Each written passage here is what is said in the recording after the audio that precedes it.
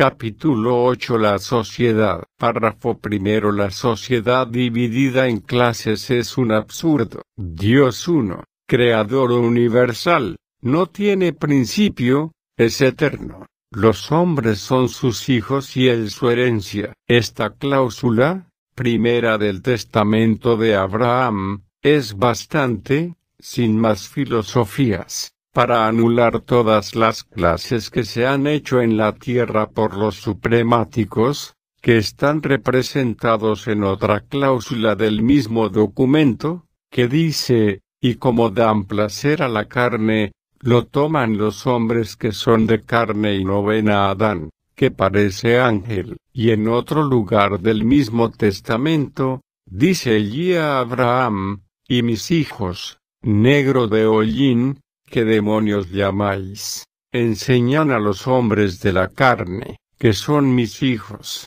los deleites y los placeres y los males de matar y creen, porque no ven la luz de allí, que son dioses, y la lucha es y el mal es y los sufrimientos es lo que les pagan. Ya lo veis, todos sin excepción somos hijos del Creador, Padre universal, y Él es la herencia de todos. No hay singularidad para nadie, y ni para mí, que como juez de su causa me envió y dar la máxima ley como no la hubo para la aparición en la tierra en las mágicas bolsitas y como no hay singularidad en el nacimiento del monarca, como en otro cualquier individuo, aunque sea el pordiosero, como no hay diferencia en la muerte de nadie, porque la ley es una, inmutable y con acento agudo e inflexible, pero, y como dan placer a la carne,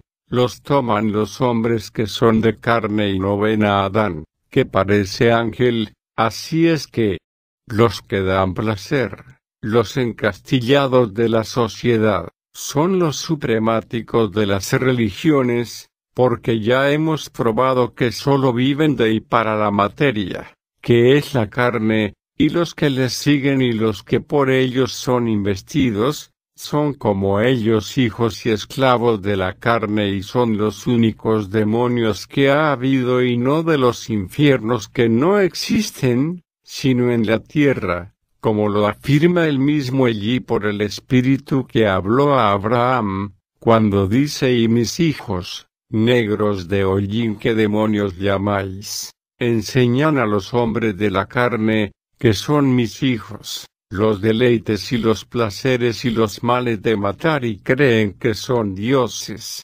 porque no ven la luz de allí y la lucha es y el mal es y los sufrimientos es lo que les pagan. Como se conocen las palabras del Padre, que a pesar de haberlo suplantado con toda malicia para ser Dios ellos, haciendo dioses mitos, aún los llama hijos y no hace excepción de nadie. Solo puede ser así el Dios de amor que os da el juez en este código, y el Padre quiere ya ser conocido, porque se ha cumplido su promesa que está en el mismo testamento de Abraham cuando dice, y los siglos serán 36. Desde que escribiré mi ley hasta que la tierra la sabrá, y de este siglo mis hijos serán de luz, porque verán la luz de su Padre que les darán mis espíritus. Contad desde que Moisés recibió la ley del Sinaí y el tiempo se ha cumplido,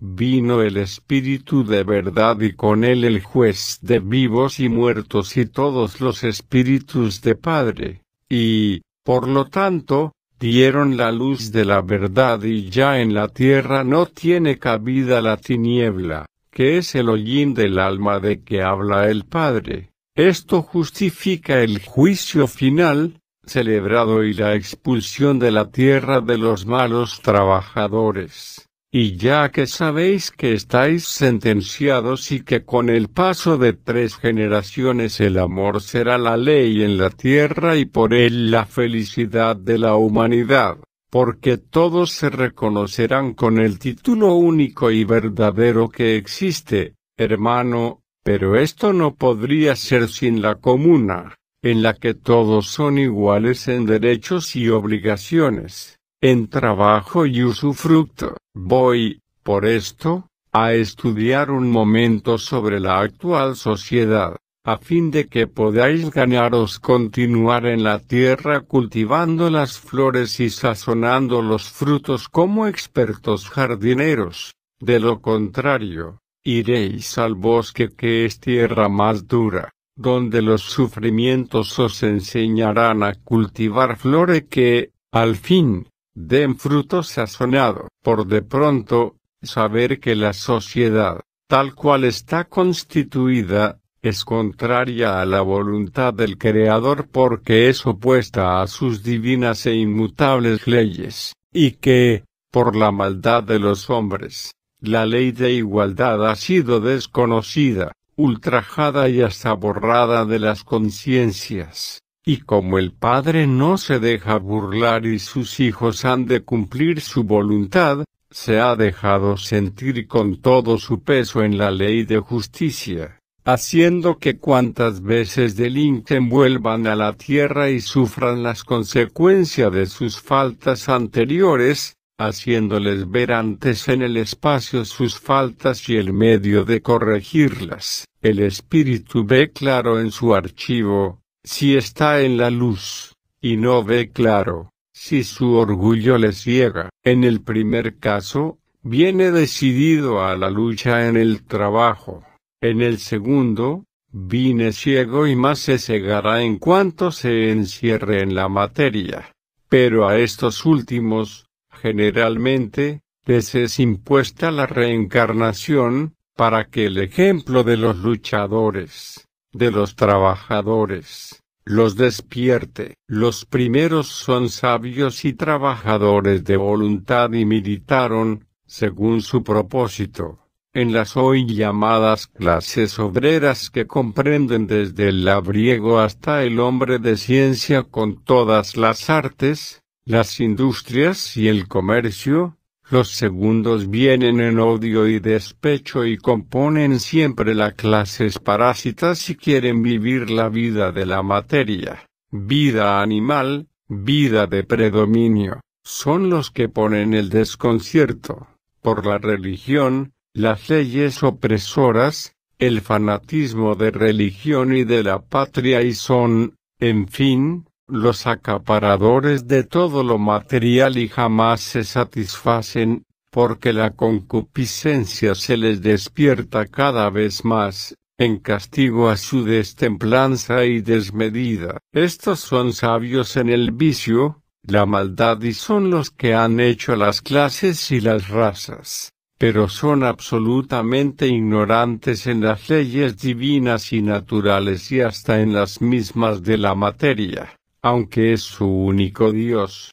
pero como tienen el odio al progreso acapararon por la fuerza desde el principio de las religiones, los productos de los trabajadores. Solo estudian por la ciencia de otros, pero de atrás y se oponen al progreso que cada nueva generación trae, y en otra existencia aceptarán lo que en el presente rechazaron, y así, son la rémora siempre del progreso de los trabajadores, no sabiendo más que lo que otros han estudiado, y esto, desfigurado, mistificado a su conveniencia, pero aun contra su voluntad, se tienen que ilustrar, pero en esto se debe ver la fuerza del progreso, que al fin nadie, ni por voluntad de ser siempre ignorante, puede serlo, sino que es empujado por la inexorable ley de justicia,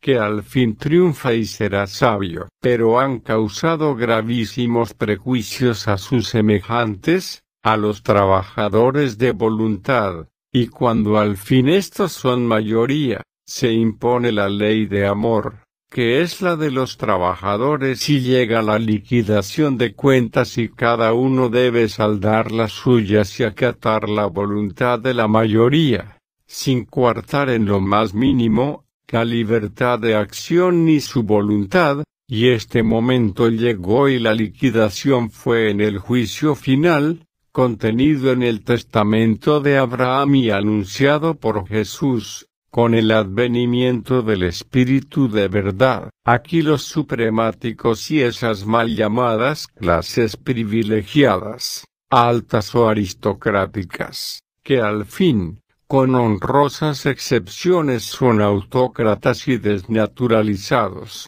a las que Juan llamó y llama raza de víboras, dirán que hay imposición y, por lo tanto, se coarta el libre albedrío. Esto mismo alegaron los espíritus negros de Hollín ante mí el día del juicio, y por cierto que estaban bien representados y por todos hablaba el déspota espíritu del que fue el Papa Inocencio y que más o es no puede haber y que sólo el poder que el Padre dio al tribunal pudo librarlo de sus iras. 1. Pero, como dije a aquel energúmeno, os digo, que todos tenemos el libre albedrío, pero somos responsables de nuestros actos y del daño causado a otros, por lo que el libre albedrío es para el bien y no para el mal. No podemos causar daño a otro, pero sí el libre albedrío podéis ejercerlo en el mal sin causar daño ni escándalo material y moral a nadie.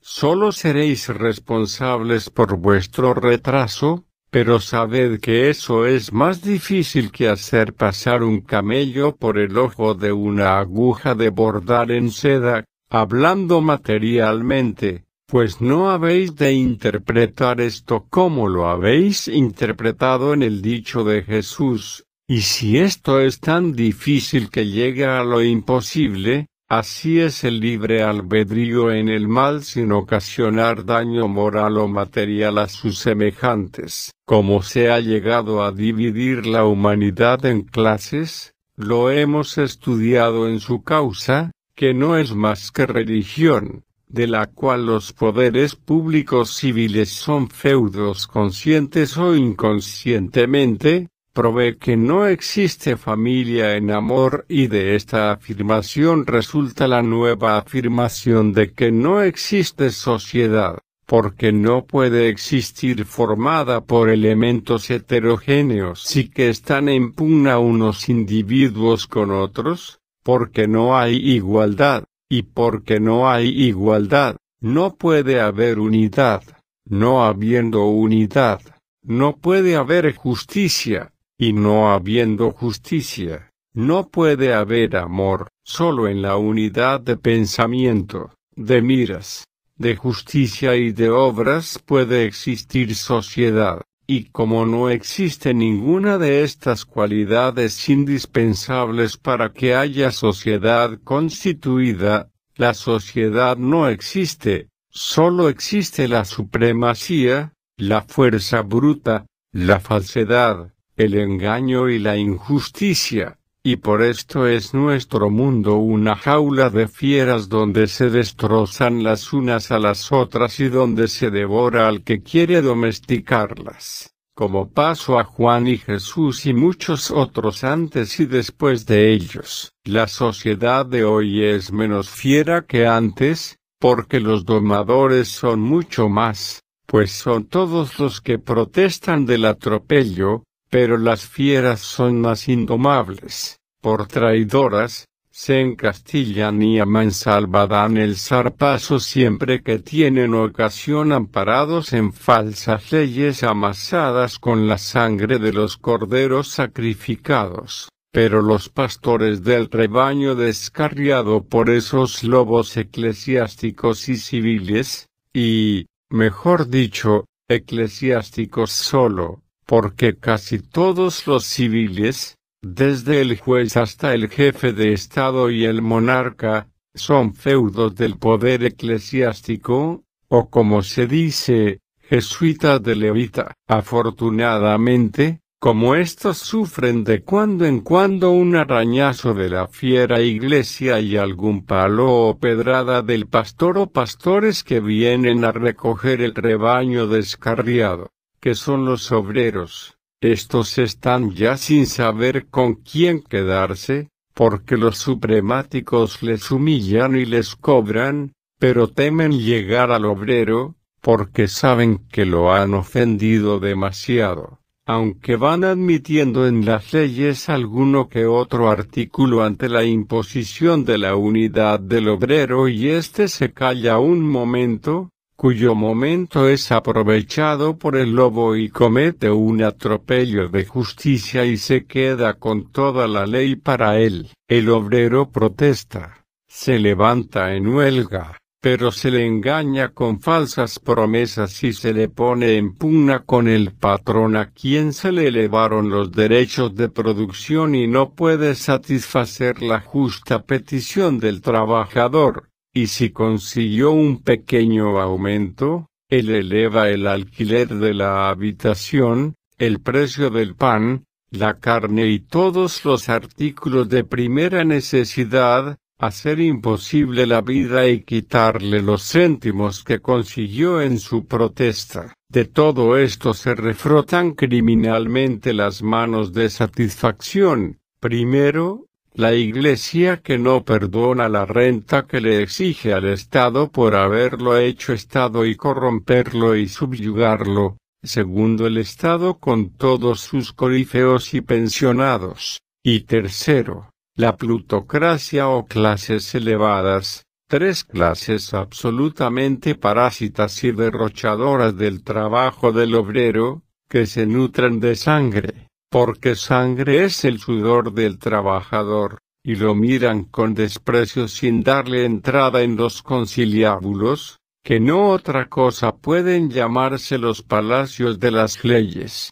y menos aún donde se amasan estas leyes con la sombra y beneplácito del poder eclesiástico, que le paga con una bendición los millones que cobra y aún le otorga una indulgencia plenaria cuando barrió a la muchedumbre con una lluvia de plomo, porque pedían pan. Pero aún hay más. La plutocracia y los supremáticos se apoderan en la clase trabajadora de los hombres de las ciencias por una migaja, a costa de toda su ciencia, aprovechando sus conocimientos y prejuiciándolos para que huyan del obrero, con el que deberían vivir y ser sus maestros, con los que serían en verdad grandes por su ciencia y pasan por pigmeos ante los supremáticos y plutócratas, con lo que logran hacerse odiosos del trabajador a cuya clase pertenece y donde conquistaría,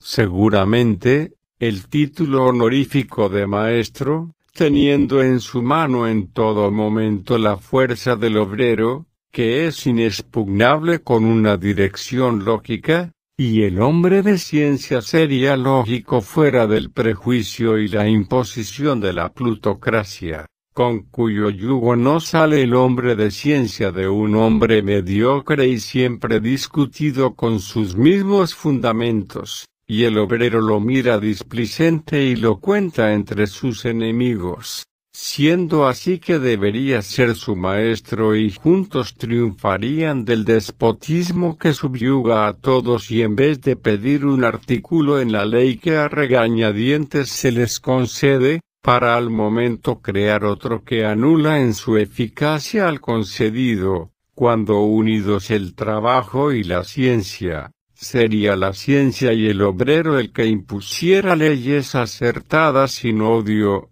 porque la ciencia no odia, porque el obrero es noble y no odia, y el concierto daría por resultado el bienestar de todos. Claro está que esto nos lleva a anular las clases y matar las supremacías, y es por esto que los estados llamados gobiernos, a costa de sangre, pero no suya, cohíben la acción del obrero y maniatan al hombre de ciencia que vive muriendo porque está prejuiciado con su clase media, que no le permite rebajarse a la sencillez del obrero ni puede subir al rango de la plutocracia. Y eso es estar aislado y el aislamiento es vivir muriendo. Los gobiernos y la plutocracia no pueden pasar sin la cooperación de esa clase media que llaman, en la que están todas las conciencias de progreso,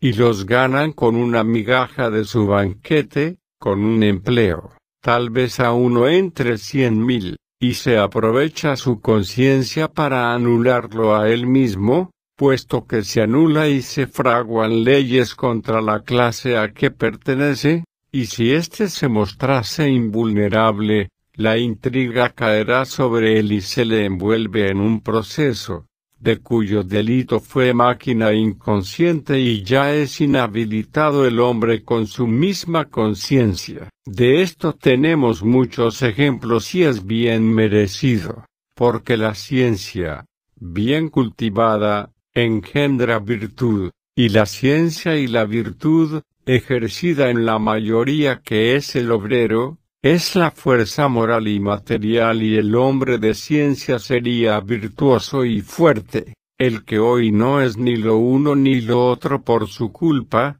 porque se dejó prejuiciar por la religión y la plutocracia, y si consigue evadir su influjo, se encastilla en su orgullo mal entendido y se aleja del obrero, porque se cree clase superior y no es tal, sino igual. Desde que tiene que manejar útiles y herramientas y esto es ser obrero y, por lo tanto, es de su clase, pero se condenan al no ser, porque viven en el aislamiento y la vida consiste en la unidad de las fuerzas. Ahora bien tenemos esbozadas las clases, vemos siempre, en fin, que el factor único es la supremacía, y que ésta sólo reside en las religiones, la que para su vida necesita de la desunión de la sociedad. Es innegable que los poderes todos son feudos de todas las religiones,